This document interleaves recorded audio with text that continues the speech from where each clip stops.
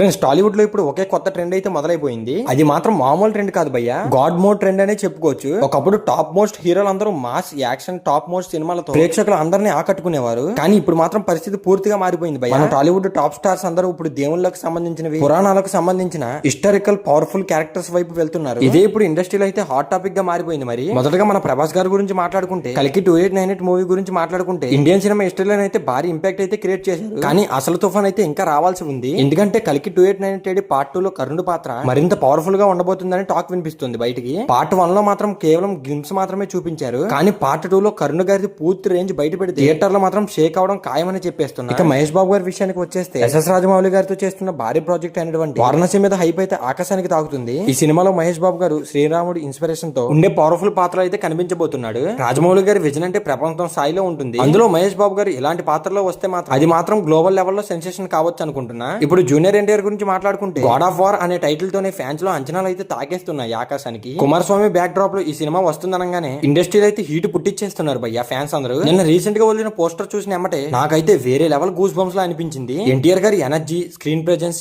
Emotions all కలిపితే ఈ cinema ఒక భారీ మైథలాజికల్ మరియు యాక్షన్ బ్లాస్ట్ అయ్యే ఛాన్స్ ఉంటుంది. ఇప్పుడు మాస్ మహారాజ్ రవితేజ కూడా ఈ రేస్ లోకి అయితే వచ్చేసాడు భయ్య. ఇరుముడి సినిమాలో అయ్యప్ప స్వామి మాల వేసుకుని ఆయన ఒక సాధారణ వ్యక్తిలాగా అన్ని అలవాట్లు చేసుకుని ఆ మాల వేసుకున్న వెంబటే మొత్తం మారిపోతాడు. స్టోరీ మాత్రం ఎలా ఉండబోతుంది. రవితేజ గారిని ఇలాంటి పాత్రలో చూడడం అంటే అభిమానులు అందరికి కొత్త అనుభూతి అనే చెప్పుకోవచ్చు. మరియు రీసెంట్ గా సాంగ్ కూడా వచ్చింది, మామూలుగా లేదు భయ్య అయ్యప్ప స్వామి సాంగ్ అయితే. ఇది మాత్రం ఆయన కెరీర్ లో డిఫరెంట్ టర్నింగ్ పాయింట్ అవ్వచ్చని అనుకుంటున్నా. ఇప్పుడు ఒక్క విషయం మాత్రం క్లియర్ గా కనిపిస్తుంది ఫ్రెండ్స్, టాలీవుడ్ హీరోలు అందరూ ఇప్పుడు కేవలం సినిమాలు చేయడమే కాదు, లెజెండ్స్ ను అందరినీ రీక్రియేట్ చేస్తున్నాడని చెప్పుకోవచ్చు. పురాణాలు, దేవతలు, యుద్ధాలు, భావోద్వేగాలు మరియు ఈ 4 కలిస్తే ఇండియన్ ఆడియన్స్ అందరికీ అది ఒక పండుగ లాంటిది. అందుకే ఈ ప్రాజెక్ట్స్ పై అయిపోతే ఓ రేంజ్ లో ఉన్నాయి. ఒక్కసారి ఊహించుకోండి, ప్రభాస్ గారు కర్ణుడిగా, మహేష్ బాబు గారు రాముడిగా, ఎన్టీఆర్ కుమారస్వామిగా, రవితేజ గారు అయితే అయ్యప్ప స్వామి పాత్రలో నీట్ గా మంచిగా మాల వేసుకుని ఒక టైంలో థియేటర్ లో వస్తే మాత్రం మామూలుగా ఉండదు అనుకుంటున్నా. బాక్స్ ఆఫీస్ దగ్గర అసలు రికార్డులు మిగులుతాయి అంటారా, లేక కొత్త హిస్టరీ వస్తుంది అంటారా? ఇది మాత్రం టాలీవుడ్ కి అయితే కొత్త యుగం కావచ్చు. మాస్ నుంచి మైథాలజీకి,